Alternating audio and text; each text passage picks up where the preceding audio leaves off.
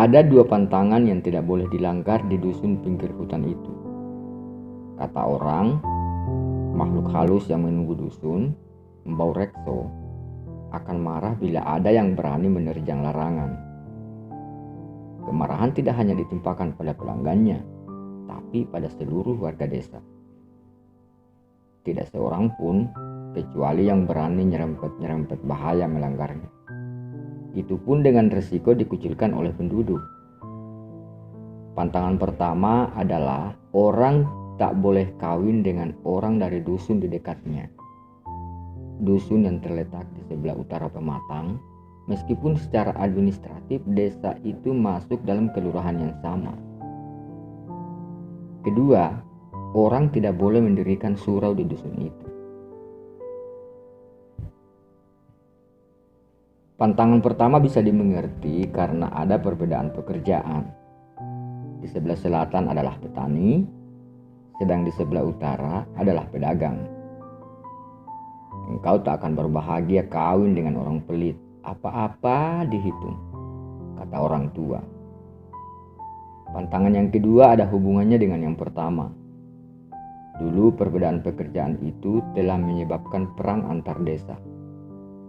Karena itu orang selatan harus berbeda dengan orang utara dalam segala hal.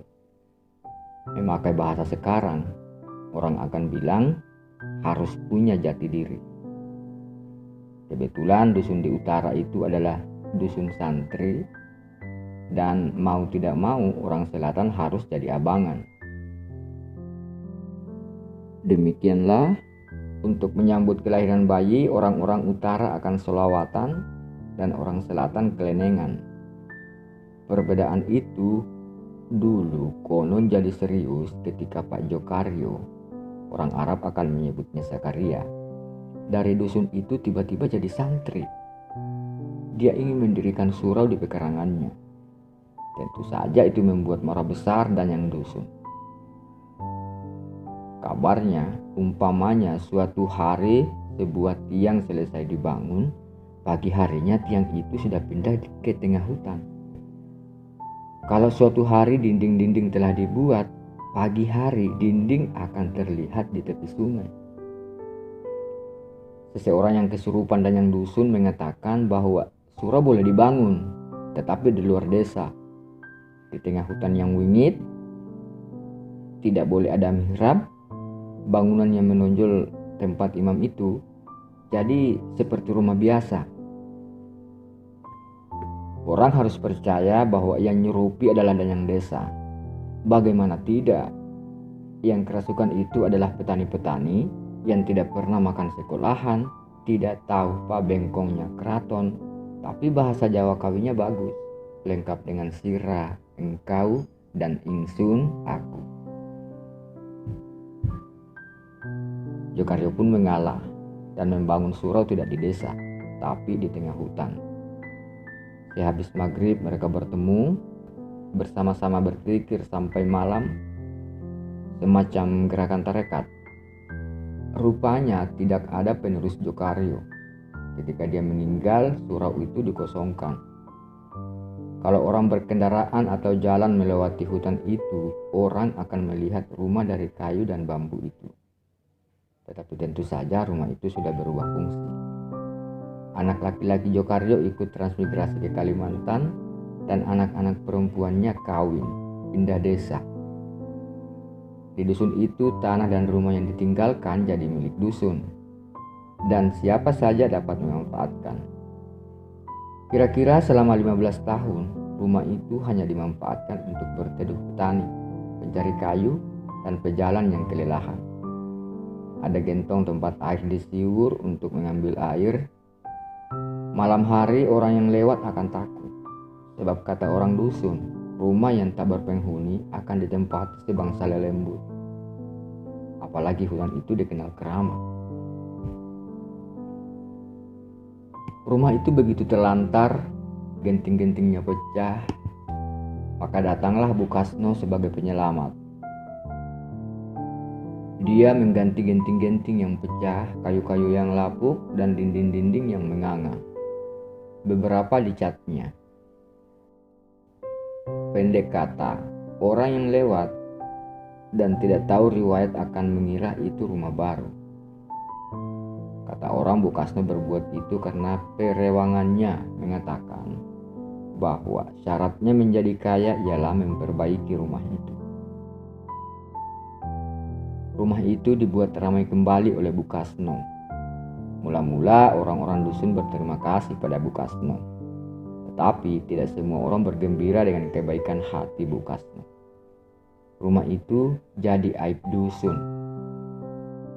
sekaligus membuat dusun kecil itu terkenal. Bagaimana tidak terkenal? Bu Kasno telah menyulap bangunan tua di tengah hutan itu jadi tempat yang hidup di malam hari. Rumah itu telah menjadi semacam pulau kebebasan yang terlengkap di dunia. Ada tempat minum-minum, ada bordil. Pikiran untuk menjadikan rumah itu sebagai tempat judi juga selalu dibuang jauh oleh Bu Kasno karena ia segan berurusan dengan polisi. Orang-orang dusun itu terbagi tiga. Yang tidak setuju dengan Bu Kasno berpikir bahwa tidak ngelakoni atau menjalankan syariat itu boleh-boleh saja, tapi tidak ada caranya untuk pergi ke perempuan nakal. Itu tidak sesuai dengan ajaran adat manapun, tidak cocok dengan agama manapun. Perempuan itu boleh asal yang baik-baik. Perempuan rumahan masih ada, masa cari yang murah. Mereka yang setuju dengan Bu Kasno berpendapat bahwa ia telah menyuguhkan hiburan yang paling top di dunia. Orang Jawa itu harus ja dan wa, harus ngelegena, artinya telanjang, apa adanya, sewajarnya. Tidak boleh mengatakan tidak butuh padahal memerlukan. Petani harus jadi petani. Jangan berpura-pura jadi santri. Tidak ada gunanya pura-pura alim. Minum dan perempuan itu tidak dilarang oleh undang-undang. Yang bisa dihukum itu memperkosa, tetapi tidak ada hubungan yang suka sama suka. Sebagian kecil orang, terutama yang di sekitar masjid, tidak ada yang tahu kenapa akhirnya yang bau rekso pun mentolerir pembangunan masjid. Sangat tidak setuju dengan ulah Bu Kasno. Mereka berpendapat itu telah mencoreng muka sendiri. Orang-orang desa pun bertambah maju.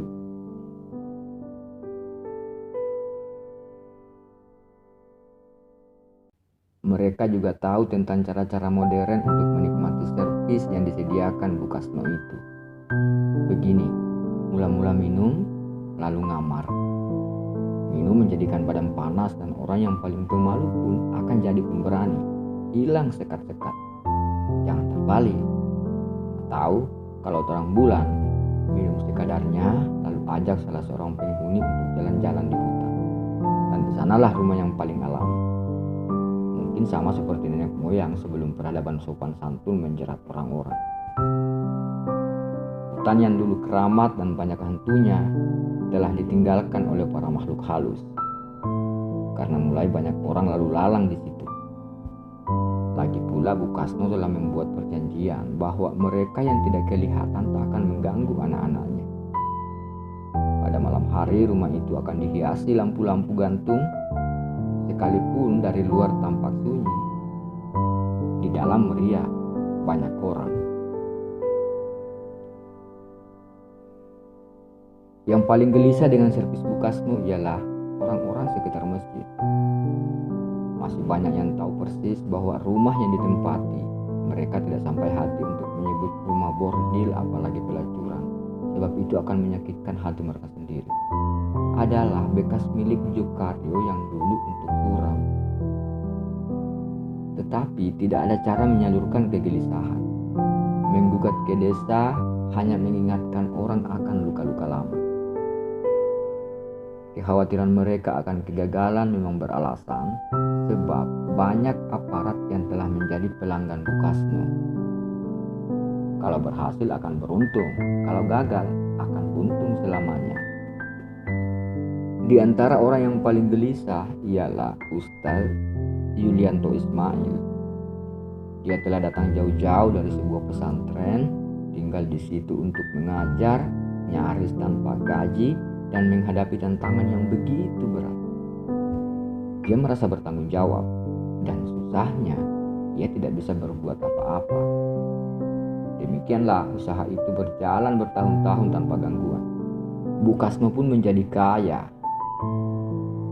Dari rumah bambu, orang menggambarkan rumah Bu Kasno yang dulu ibarat sarang laba-laba yang akan terbang oleh angin dan akan hanyut oleh hujan, telah menjadi rumah tembok. Orang desa bilang rumahnya sekarang magrong-magrong, megah. Selain itu, Bu Kasno juga punya 3 buah kol yang menghubungkan desa pelosok itu dengan kota. Akhirnya, jalan itu ditemukan oleh Ustadz Yulianto. Bu Kasno kematian suaminya, dan orang-orang desa menghubungkan kematian suami dengan kekayaan Bu Kasno. Dikabarkan kematian itu termasuk dalam perjanjian dengan Perewangan. Bu Kasno mengumumkan usahanya akan ditutup selama seminggu, selama 7 hari penuh. Selama 7 hari penuh, rumah di tengah hutan akan ditutup sama sekali. Untuk melaksanakan rencananya, Yulianto harus bekerja sendirian, sebab ini pekerjaan rahasia. Dengan sepeda sudah ditelitinya bahwa rumah itu sama sekali kosong. Tidak seorang pun menjaga, hanya 1 lampu minyak yang tetap dinyalakan di depan. Apa yang akan dikerjakan Yulianto? Membakar rumah alias surau bekas peninggalan Jokaryo ialah pekerjaan utama seorang ustaz.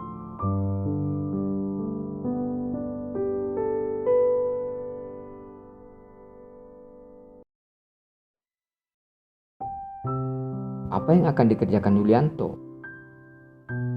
Membakar rumah alias surau bekas peninggalan Jokaryo adalah pekerjaan utama seorang ustaz. Itu berarti nahi anil mungkar, mencegah kejahatan. Demikianlah, pada lepas tengah malam Yulianto keluar membawa sepedanya. Di tangannya ada minyak tanah dan kaleng plastik. Penduduk desa itu sudah tertidur karena lelah setelah 3 malam berturut-turut main gaple di rumah Bu Kasno.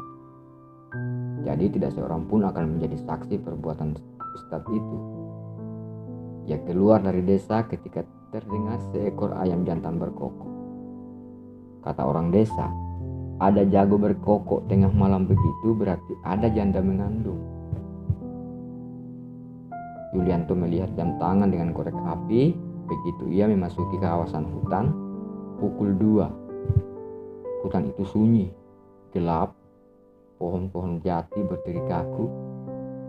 Dengan ketetapan penuh dan semangat menyala-nyala, Yulianto mengayuh sepedanya. Ia menyandarkan sepedanya di pohon. Syukurlah tidak ada orang. Bahkan mungkin bintang dan angin pun tertidur malam itu. Dia mulai menuangkan minyak pada dinding-dinding. Dari bambu dan tiang dari kayu. Pekerjaan itu belum pernah dilakukannya seumur hidup dan baru sekali. Namun ia mengerjakan dengan sempurna. Sekarang ia mengeluarkan korek dan berdoa sebentar. Dinyalakannya korek itu, dinding bambu menyambut api. Setelah yakin akan hasil kerjanya, usaha ini tidak boleh gagal. Yulianto menarik sepedanya dan kembali memasuki desa. Dia mencoba tidur, tapi sampai subuh tiba, badannya hanya miring ke kanan dan ke kiri.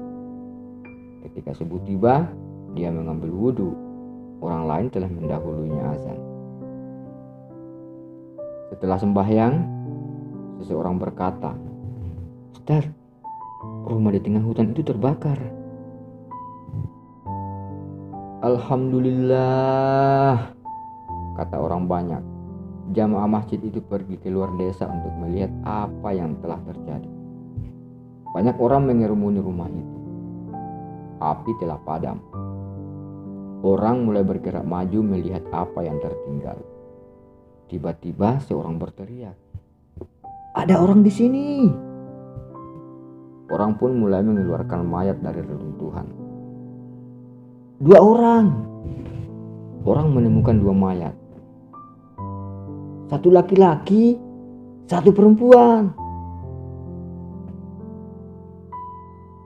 Rasanya mereka kenal betul dengan yang perempuan. Kerumunan itu disebabkan oleh seorang perempuan yang segera menubruk mayat. Walandu, begitu besar tekadmu. Maafkanlah ibumu ini. Tahulah orang bahwa mayat perempuan itu adalah gadis dusun itu, dan mayat laki-laki adalah pemuda dari dusun di utara Pematang. Orang tua gadis itu memang melarang mereka berhubungan. Mereka telah terbakar di tempat itu waktu berpacaran. Orang-orang berpikir mereka sengaja bunuh diri bersama. Dari kerumunan muncul Ustadz Yulianto yang memandangi dengan nanar pada dua mayat itu. Astagfirullah, katanya, kemudian terjatuh tak sadar.